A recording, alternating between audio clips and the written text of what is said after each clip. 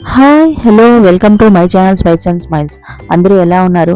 ఈరోజు మనం మెంతికూర టమాటో పప్పు చూద్దామండి.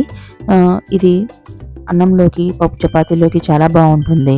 సైడ్ డిష్గా ఆలూ ఫ్రై లేదా ఏదైనా ఫ్రై నంచుకొని తింటే చాలా బాగుంటుంది. ఒకసారి చేసే విధానాన్ని చూసేద్దాం రండి. నేను దీనికోసమని ఒక కట్ట మెంతికూర తీసుకున్నానండి. దానికోసం ఒక 2 చిన్న ఆనియన్స్, ఒక ఆనియను, మీడియం సైజు ఆనియను, ఒక 3 పచ్చిమిర్చి, ఒక 2 టమాటాలు తీసుకొని వాటిని సన్నగా చాప్ చేసుకొని పెట్టుకున్నాను. నేను ఒక పెద్ద కట్ట మెంతికూర తీసుకుని దాన్ని బాగా క్లీన్ చేసుకొని పెట్టుకున్నానండి. దీనికోసమని ఒక 1 గ్లాసు, ఒక హాఫ్ గ్లాసు ఎర్రకందిపప్పు, ఒక హాఫ్ గ్లాస్ పచ్చికందిపప్పు కలిపేసేసి నానబెట్టుకున్నాను ఒక హాఫ్ అన్ అవర్ ముందు. ఇప్పుడు ఈ కట్ చేసుకున్న వెజిటేబుల్స్ అన్నిటినీ ఇలాగ నానబెట్టుకున్న పప్పులో వేసి, అలానే మనం క్లీన్ చేసి పెట్టుకున్న మెంతికూరని కూడా తీసుకొని దాన్ని సన్నగా చాప్ చేసి పెట్టుకోవాలండి. పెట్టుకొని అన్నీ మిక్స్ చేసి కుక్కర్లో వేసేసి దానికోసం ఒక 2 స్పూన్స్ కారము, ఒక హాఫ్ స్పూన్ పసుపు వేసి ఇంకొద్దిగా చింతపండు, చిన్న నిమ్మకాయ అంత చింతపండు వేసేసి కొద్దిగా వాటర్ సరిపోకపోతే వాటర్ పోసేసి ఇంక మూత పెట్టి ఒక 7 to 8 విజిల్స్ రానివ్వండి. పప్పు బాగా మెదిగిపోతుంది.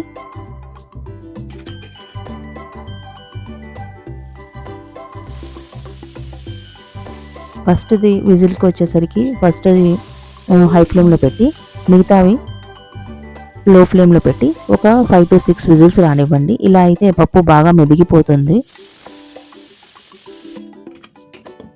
ఇలా అయిన తర్వాత ప్రెషర్ అంతా పోయిన తర్వాత లిడ్ ఓపెన్ చేసి ఇప్పుడు సాల్ట్ యాడ్ చేయండి. ఒక 1.5 స్పూన్ సాల్ట్ యాడ్ చేసేసి ఇంకా పప్పుని బాగా పప్పు గుత్తితో బాగా స్మాష్ చేయండి. ఇలా స్మాష్ చేసిన తర్వాత దీనికి పోపు వేసుకోవాలండి.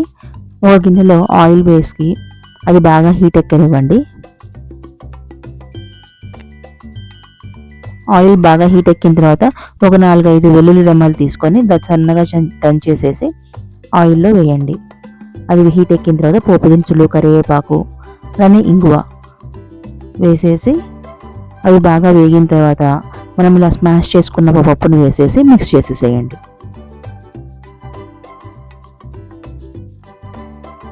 ఇంకా అలా ఉంచి ఒక 5 మినిట్స్ అలాగా లో ఫ్లేమ్లో పెట్టి పప్పుని ఉడకనివ్వండి.